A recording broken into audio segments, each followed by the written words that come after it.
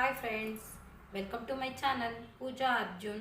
ಇವತ್ತು ನನ್ನ ವ್ಲಾಗ್ನ ಸ್ಪೆಷಲ್ ಏನಂತ ಅಂದರೆ, ಮಗುವಿಗೆ ಹಾಲು ಕುಡಿದ ನಂತರ ಯಾವ ರೀತಿ ತೇಗಿಸ್ಬೇಕು ಅಂತೇಳ್ಬಿಟ್ಟು ನಾನು ಇವತ್ತು ಈ ವ್ಲಾಗಲ್ಲಿ ನಿಮ್ಮ ಜೊತೆ ಶೇರ್ ಮಾಡ್ತಾಯಿದ್ದೀನಿ. ಈ ವಿಡಿಯೋನ ನೀವು ಸ್ಟಾರ್ಟಿಂದ ಎಂಡ್ವರೆಗೂ ನೋಡಿ, ನಿಮಗೆ ಒಳ್ಳೆ ಬೆನಿಫಿಟ್ ಇನ್ಫಾರ್ಮೇಷನ್ ನಾನು ನಿಮಗೆ ಕೊಡ್ತಾಯಿದ್ದೀನಿ. ಯಾಕಂದರೆ ಇತ್ತೀಚಿನ ದಿನಗಳಲ್ಲಿ ನಾರ್ಮಲ್ಗಿಂತ ಸಿಸರಿನ್ ಜಾಸ್ತಿ ಆಗಿರೋದ್ರಿಂದ ನಾರ್ಮಲ್ ಡೆಲಿವರಿದವರು 1 hour 1 days or 2 days ಅವ್ರು ರಿಕವರ್ ಆಗ್ತಾರೆ. But caesarean is major operation ಆಗಿರೋದ್ರಿಂದ take some time. That's why ನಾನು ಈ ವಿಡಿಯೋ ಮಾಡ್ತಾಯಿದ್ದೀನಿ. ಈಗ ಮಗು ತಾಯಿ ಹತ್ರ ಹಾಲು ಕುಡಿತಾ ಇದೆ, ವಿನಾಕಾರಣ ಅಳ್ತಾ ಇದೆ, ಡಿಸ್ಕಂಫರ್ಟಬಲ್ ಫೀಲ್ ಆಗ್ತಾ ಇದೆ, ಏನೂ ಗೊತ್ತಾಗ್ತಾ ಇಲ್ಲ, ಯಾವುದೇ ರೀತಿ ನಾಲೆಡ್ಜ್ ಇಲ್ಲ ಅಂದರೆ ತುಂಬ ಕಷ್ಟ ಆಗುತ್ತೆ. ಏನಕ್ಕೆ ಅಳ್ತಾ ಇದೆ, ಯಾಕಂದರೆ ಅವು ಎಕ್ಸ್ಪ್ಲೈನ್ ಮಾಡೋಕ್ಕಾಗಲ್ಲ, ಏನು ಅಂತ ನಮಗೂ ಗೊತ್ತಾಗಲ್ಲ. ಹಾಗಾಗಿ ಯಾವ ರೀತಿ ಅದು ಕಾಲಿಕ್ ಅಂದರೆ ಎಕ್ಸ್ಪ್ಲೈನ್ ಮಾಡೋಕ್ಕೆ ಆಗಲ್ಲ. ಅವಕ್ಕೆ ನಮಗೇನು ಫೀಲ್, ಅದು ಯಾವ ರೀತಿ ಫೀಲ್ ಮಾಡಬೇಕು ಅಂತ ಹೇಳ್ಬಿಟ್ಟು ಎಕ್ಸ್ಪ್ಲೈನ್ ಮಾಡೋಕ್ಕಾಗಲ್ಲ. ವಿನಾಕಾರಣ ಅವು ಅಳ್ತಾ ಇರ್ತವೆ. ಅಂಥ ಟೈಮಲ್ಲಿ ತಾಯಿ ಅಂದ್ಕೊಳ್ಳೋದು ಫಸ್ಟ್ ಮಗುಗೆ ಹಾಲು ಸಾಕಾಗ್ತಾ ಇಲ್ಲ ಅನಿಸುತ್ತೆ, ಅದಕ್ಕೋಸ್ಕರ ಇದು ಡಿಸ್ಕಂಫರ್ಟಬಲ್ ಫೀಲ್ ಮಾಡ್ತಾ ಇರ್ಬೋದು ಅಂತ ಹೇಳ್ಬಿಟ್ಟು ಫಸ್ಟ್ ನಮಗೆ ಮೈಂಡಿಗೆ ಬರೋದು ಅದು ಒಂದೇ.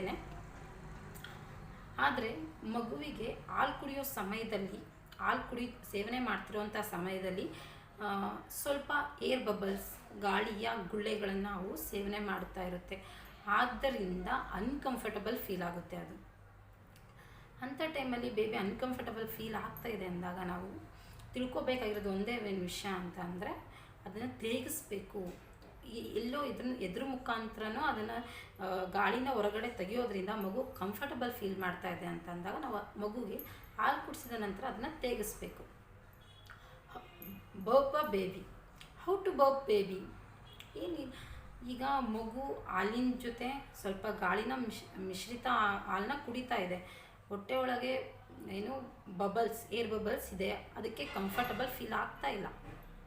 ಫಸ್ಟ್ ಅದರಿಂದಾಗಿ ಮಗು ಆರಾಮದಾಯಕವಾಗಿ ನಿದ್ದೆ ಮಾಡೋಕ್ಕಾಗ್ತಾ ಇಲ್ಲ, ಸುಮ್ಮನೆ ಅಳುತ್ತೆ, ಎಕ್ಸ್ಪ್ಲೈನ್ ಮಾಡದೆ ಎಕ್ಸೆಸಿವ್ ಆಗಿ ಅಳಕ್ಕೆ ಶುರು ಮಾಡ್ತವೆ. ಮತ್ತು ಮೊಸರು ಮಿಶ್ರಿತ ಹಾಲನ್ನು ಕುಡಿಯಬಹುದು. ಆ ಟೈಮಲ್ಲಿ ಸ್ವಲ್ಪ ಹುಡುಕೊಡೋಕ್ಕಿರುತ್ತೆ, ಆ ಥರ ಹಾಲಂತ ಕುಡಿಯೋ ಸಂದರ್ಭವೂ ಇರುತ್ತೆ. ಅಂಥ ಟೈಮಲ್ಲಿ ಬೇಬಿನ ನಾವು ತೇಗಿಸ್ಬೇಕು. ಇದ್ರ ಬಗ್ಗೆ ನಿಮಗೆ ನಾಲೆಡ್ಜ್ ಗೊತ್ತಿರಬೇಕು ಅಂತೇಳ್ಬಿಟ್ಟು ನಾನು ಈ ವಿಡಿಯೋ ಮಾಡ್ತಾಯಿದ್ದೀನಿ. ಪ್ಲೀಸ್ ಈ ವಿಡಿಯೋನ ನೀವು ಸ್ಟಾರ್ಟಿಂಗಿಂದ ಎಂಡ್ವರೆಗೂ ನೋಡಿ, ನಿಮಗೆ ಒಳ್ಳೆ ಇನ್ಫಾರ್ಮೇಟಿವ್ ಇದೆ ಅಂತ ಹೇಳ್ಬಿಟ್ಟು ನಾನು ಈ ವಿಡಿಯೋ ನಾನಿವತ್ತು ನಿಮ್ಮ ಜೊತೆ ಶೇರ್ ಮಾಡ್ತಾಯಿದ್ದೀನಿ.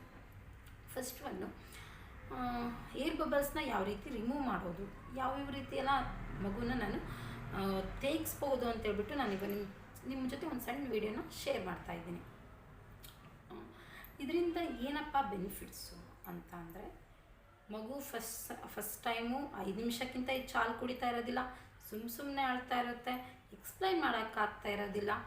ಅದರಿಂದಾಗಿ ನೀವು ತೇಗಿಸೋದ್ರಿಂದ ಆರಾಮದಾಯಕವಾಗಿ ಮಲ್ಕೊಳ್ಳುತ್ತೆ, ತುಂಬ ಹೆಚ್ಚು ಹಾಲು ಕುಡಿಯುತ್ತೆ.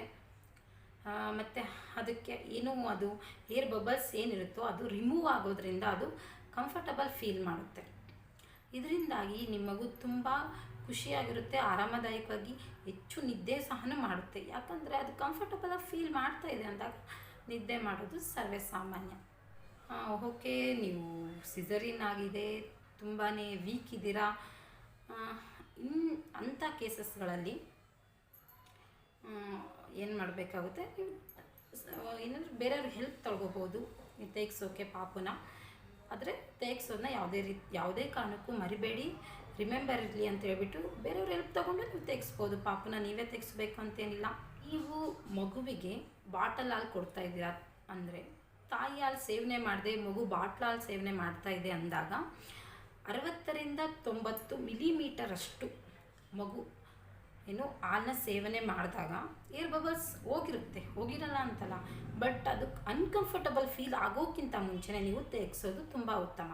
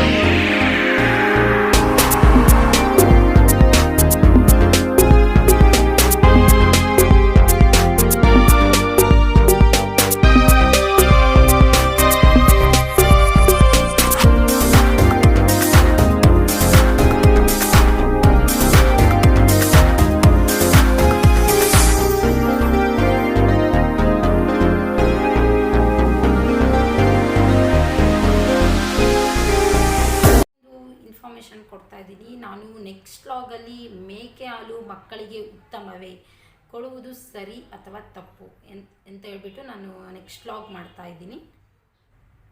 ಐ ಥಿಂಕ್ ಈ ವಿಡಿಯೋದಿಂದ ನಿಮಗೇನಾದರೂ ಇನ್ಫಾರ್ಮೇಟಿವ್ ಇದೆ, ನಿಮಗೇನಾದರೂ ಯೂಸ್ ಆಗಿದೆ ಅಂದ್ಕೊಂಡಿದ್ದೀನಿ. ಈ ವಿಡಿಯೋ ನಿಮಗೆ ಇಷ್ಟ ಆಗಿದ್ದರೆ ಪ್ಲೀಸ್ ಲೈಕ್ ಮಾಡಿ, ಶೇರ್ ಮಾಡಿ, ಕಮೆಂಟ್ ಮಾಡಿ.